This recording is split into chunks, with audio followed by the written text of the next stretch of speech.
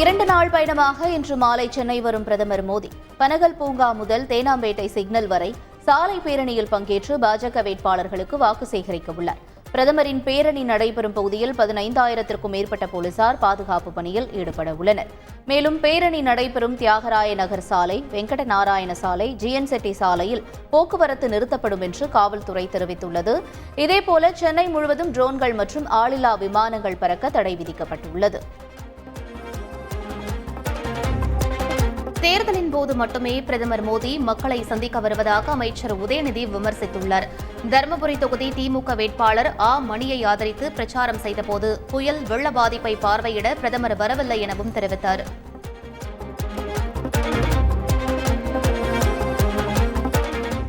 திமுக, காங்கிரஸ் போல குடும்பத்திற்காக உழைக்கும் கட்சி பாஜக அல்ல என்று மத்திய பாதுகாப்புத்துறை அமைச்சர் ராஜ்நாத் சிங் தெரிவித்துள்ளார். நாமக்கல் தொகுதி பாஜக வேட்பாளர் KP ராமலிங்கத்தை ஆதரித்து அவர் சாலை மார்க்கமாக சென்று பிரச்சாரத்தில் ஈடுபட்டார். பேருந்து நிலையம் அருகே பேசிய ராஜ்நாத் சிங், பிரதமர் மோடியின் ஆட்சியில் இந்தியா உயர்ந்த வளர்ச்சியை எட்டியுள்ளதாக கூறினார். 2047 இந்தியாவை மிகப்பெரிய நாடுகளின் பட்டியலில் கொண்டு வருவதற்கான முயற்சிகளை மேற்கொண்டு வருவதாகவும் ராஜ்நாத் சிங் தெரிவித்தார். 10 ஆண்டுகளாக ஆட்சியில் இருந்தும் கச்சத்தீவு விவகாரத்தை கண்டுகொள்ளாத பாஜகவினர் தேர்தல் வந்துவிட்டதால் அது குறித்து பேசி வருவதாக அதிமுக பொதுச் செயலாளர் எடப்பாடி பழனிசாமி குற்றம் சாட்டியுள்ளார். கச்சத்தீவை மீட்க உச்சநீதிமன்றத்தில் வழக்கு தொடுத்தவர் ஜெயலலிதா என்று தெரிவித்தவர், 10 ஆண்டுகள் ஆட்சியில் இருந்தபோது கச்சத்தீவை பற்றி பாஜக எந்த கருத்தும் கூறவில்லை என்று விமர்சித்தார்.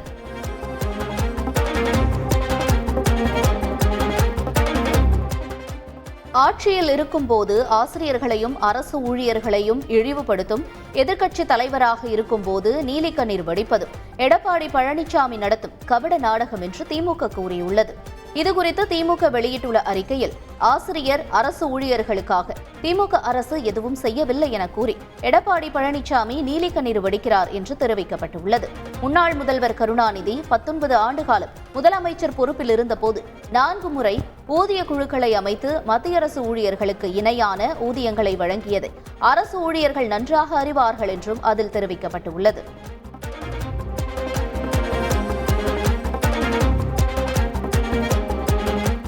கோவை தொகுதியில் போட்டியிடும் பாஜக வேட்பாளர் அண்ணாமலைக்காக வாக்கு சேகரித்த அமமுக பொதுச் செயலாளர் டிடிவி தினகரன் இந்த தேர்தலில் ஏன் EPS போட்டியிடவில்லை என்று கேள்வி எழுப்பினார். வாக்குகளை பிரிப்பதற்காக திமுகவுடன் கள்ள கூட்டணி வைத்து அதிமுக போட்டியிடுவதாகவும் அவர் கூறினார். 57 ஆண்டு காலம் திராவிட கட்சிகளுக்கு மாறி மாறி மக்கள் வாக்களித்த நிலையில் தமிழ்நாட்டில் அதிமுக, திமுக இல்லாத கூட்டணி அமைய வேண்டும் என்று பாமக தலைவர் அன்புமணி ராமதாஸ் தெரிவித்துள்ளார். தருமபுரி தொகுதி பாமக வேட்பாளர் சௌமியா அன்புமணியை ஆதரித்து பாலக்கோடு அருகே உள்ள காரிமங்கலத்தில் வாக்கு சேகரித்தார். அப்போது பேசிய அன்புமணி, சாதி மற்றும் சின்னத்தை கடந்து பாமகவை ஆதரிக்க வேண்டும் என்று கேட்டுக் கொண்டார். சேலம் மற்றும் தருமபுரி தொகுதி நாம் தமிழர் கட்சியின் வேட்பாளர்கள் மனோஜ்குமார் மற்றும் அபிநயாவை ஆதரித்து பொதுக்கூட்டத்தில் பேசிய சீமான், ஈரோடு, கோவை, சென்னையில் ஹிந்திக்காரர்கள் அதிகரித்துவிட்டதாக தெரிவித்தார். தமிழகத்திற்கு வட இந்தியர்கள் 1.5 கோடி பேர் வந்துள்ளார்கள் எனவும் அவர் தெரிவித்தார். கடலூர் மாவட்டம் திட்டக்குடியில் பிரச்சாரத்தில் ஈடுபட்ட தேமுதிக பொதுச் செயலாளர் பிரேமலதா விஜயகாந்த் நடப்பு தேர்தலுக்கும் 4ஆம் எண்ணுக்கும் இடையே உள்ள தொடர்பை கூறி வாக்கு சேகரித்தார். அதிமுக கூட்டணியில் 4 கட்சிகள் இடம்பெற்றுள்ள நிலையில் தேர்தல் முடிவும் ஜூன் 4ஆம் தேதி வெளியாக உள்ளதாகவும் அவர் கூறினார். அதேபோல அதிமுக, தேமுதிக, SDPI பெயர்களிலும் 4 எழுத்து இருப்பதாக தெரிவித்தார்.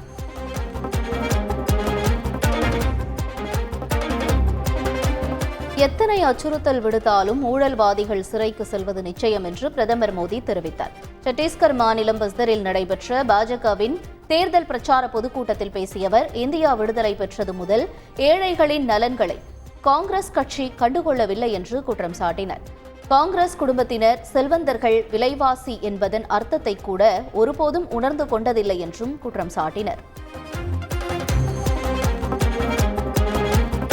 சாமானியர்களுக்கு அரசு கஜானாவை திறக்க வேண்டிய நேரம் வந்துவிட்டதாக காங்கிரஸ் MP ராகுல் காந்தி தெரிவித்துள்ளார்.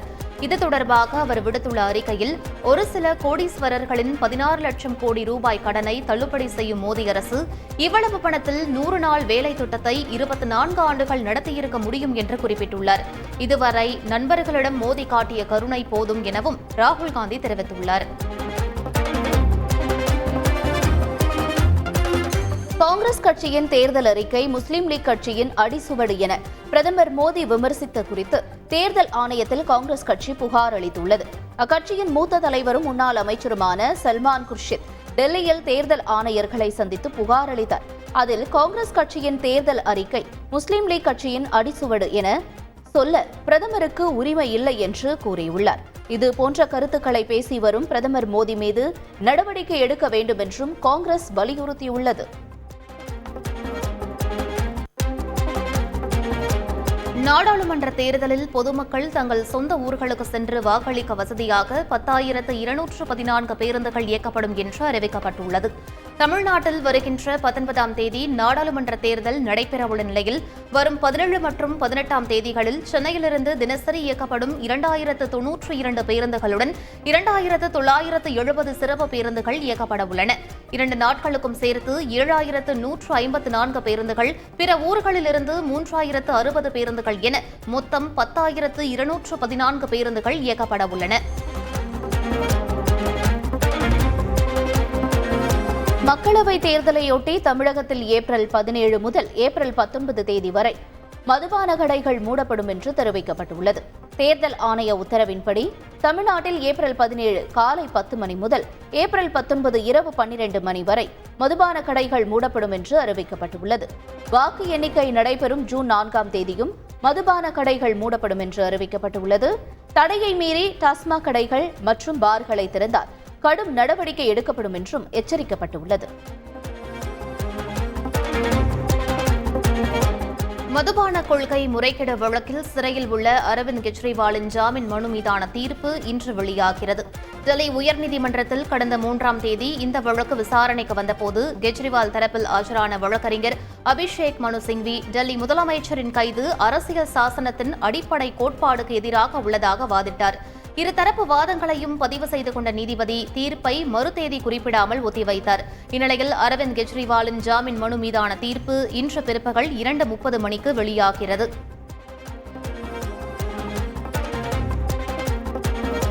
சென்னை விமான நிலையத்திலிருந்து விம்கோ நகர் செல்லக்கூடிய மெட்ரோ ரயிலில் கதவு திறக்காமல் சென்றதால் பயணிகள் அச்சமடைந்தனர். இதுகுறித்து மெட்ரோ நிர்வாகத்திடம் பயணிகள் கேள்வி எழுப்பினர். அதற்கு தொழில்நுட்ப கோளாறு காரணமாக இந்த தவறு நிகழ்ந்ததாக மெட்ரோ நிர்வாகம் தெரிவித்துள்ளது. நவீன தொழில்நுட்பம் கொண்டு இயங்கும் மெட்ரோ ரயிலில் கதவுகள் திறக்காமல் இறங்கும் இடத்தை தாண்டி வேறு இடத்தில் இறங்கியதாக மெட்ரோ பயணிகள் வேதனை தெரிவித்தனர். IPL கிரிக்கெட் தொடரின் 22வது லீக் போட்டியில் கொல்கத்தாவை 7 விக்கெட்டுகள் வித்தியாசத்தில் வீழ்த்தி சென்னை வெற்றி பாதைக்கு திரும்பியது. சென்னை சேப்பாக்கம் மைதானத்தில் நடைபெற்ற இப்போட்டியில் டாஸ் வென்ற சென்னை அணியின் கேப்டன் ருதுராஜ் கெய்க்வாட் பவுலிங்கை தேர்வு செய்தார். முதலில் பேட்டிங் செய்த கொல்கத்தா 20 ஓவர்கள் முடிவில் 9 விக்கெட் இழப்பிற்கு 137 ரன்கள் எடுத்தது. தொடர்ந்து 138 ரன்கள் இலக்கை நோக்கி ஆடிய சென்னை அணி 17.4 ஓவர்களில் 141 ரன்கள் அடித்து 7 விக்கெட் வித்தியாசத்தில் அபார வெற்றி பெற்றது.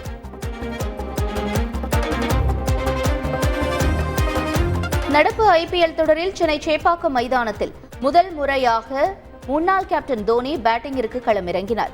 சிவம் துபே ஆட்டமிழந்த பிறகு தோனி களம் கண்டபோது சேப்பாக்கம் மைதானத்தை அதிர செய்யும் அளவுக்கு தோனி என சென்னை ரசிகர்கள் உற்சாக கோஷம் எழுப்பினர். சேப்பாக்கம் மைதானத்தில் ஓராண்டிற்கு பிறகு பேட்டிங்கில் தோனி களமிறங்கியதால் ஏக்கம் தீர்ந்து ரசிகர்கள் மகிழ்ச்சி அடைந்தனர்.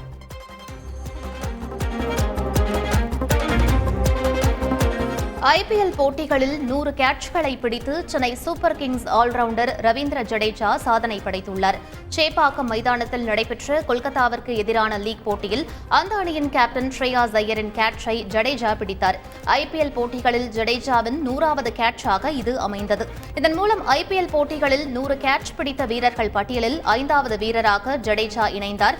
IPL தொடரில் அதிக கேட்ச் பிடித்த வீரர்கள் பட்டியலில் 109 கேட்ச்களுடன் விராட் கோலி முதலிடத்தில் உள்ளார்.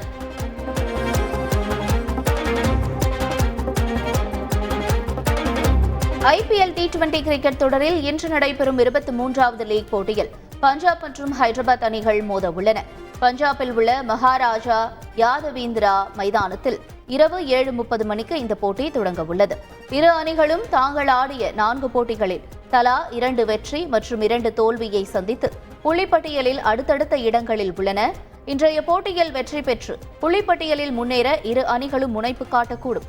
IPL போட்டிகளில் இவ்விரு அணிகளும் இதுவரை 21 போட்டிகளில் நேருக்கு நேர் மோதியுள்ளன.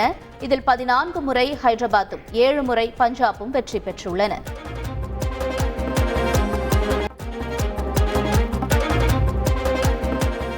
நீட் தேர்வுக்கு இன்றும் நாளையும் விண்ணப்பிக்கலாம் என தேசிய தேர்வு முகமை தெரிவித்துள்ளது.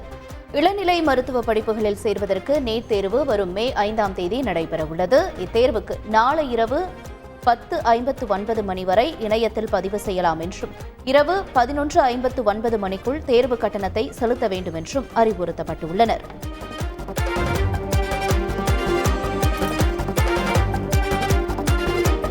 நடிகர் தனுஷ் மற்றும் ஐஸ்வர்யா ரஜினிகாந்த் ஆகிய இருவரும் பரஸ்பரம் விவாகரத்து கோரி சென்னை குடும்பநல நீதிமன்றத்தில் மனு தாக்கல் செய்துள்ளனர்.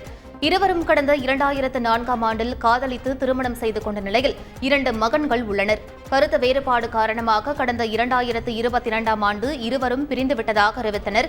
இந்நிலையில் இருவரும் தங்களுடைய திருமண வாழ்க்கையை முடித்துக் கொள்ளும் வகையில் பரஸ்பரம் விவாகரத்து கோரி சென்னை குடும்பநல நீதிமன்றத்தில் மனு தாக்கல் செய்துள்ளனர். இந்த மனு விரைவில் விசாரணைக்கு வரும் என எதிர்பார்க்கப்படுகிறது.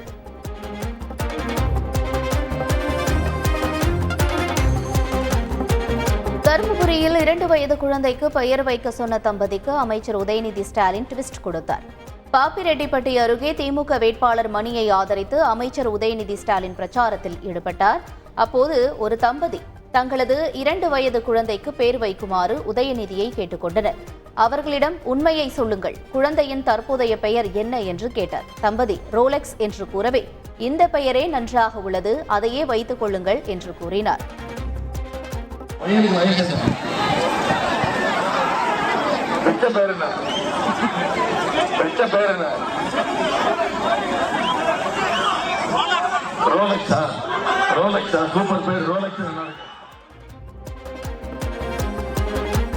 கோவை அன்னூரில் நடைபெற்ற தேர்தல் பிரச்சாரத்தில் நடிகை நமிதா நடிகர் விஜய் பாணியில் செல்ஃபி எடுத்து வாக்கு சேகரித்தார். நீலகிரி தொகுதி பாஜக வேட்பாளரும் மத்திய இணையமைச்சருமான எல் முருகனை ஆதரித்து நடிகை நமிதா பிரச்சாரத்தில் ஈடுபட்டார். கோவை மாவட்டம் அன்னூரில் நடைபெற்ற பிரச்சாரத்தின் போது அவருடன் செல்ஃபி எடுக்க வாக்காளர்கள் முயன்றனர். ஆனால் அவரே வாகனத்தில் நின்றபடி நடிகர் விஜய் பாணியில் செல்ஃபி எடுத்து வாக்காளர்களை குஷிப்படுத்தினார்.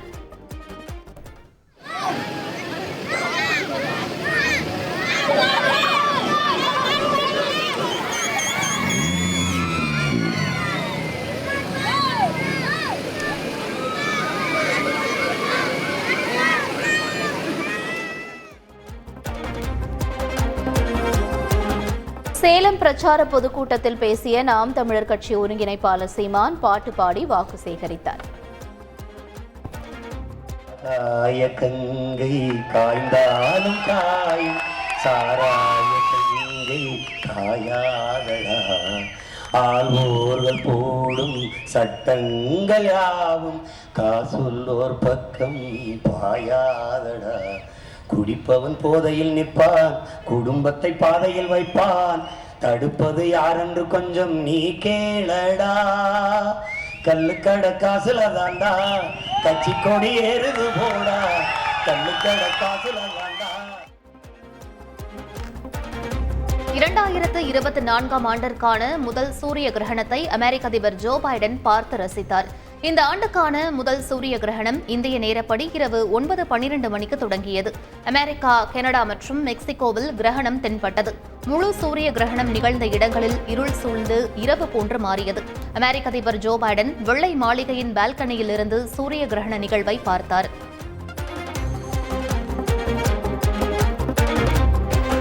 சூரிய கிரகணத்தின் போது மெக்சிகோ, அமெரிக்கா மற்றும் கனடாவில் பல்வேறு நகரங்கள் இரவாக மாறின. அமெரிக்காவின் ஹோல்டன் நகர் மீது நிலவின் நிழல் விழுந்து இரவாக மாற்றிய காட்சியை சர்வதேச விண்வெளி ஆய்வு மையத்திலிருந்து விண்வெளி வீரர்கள் படம் பிடித்து வெளியிட்டுள்ளனர்.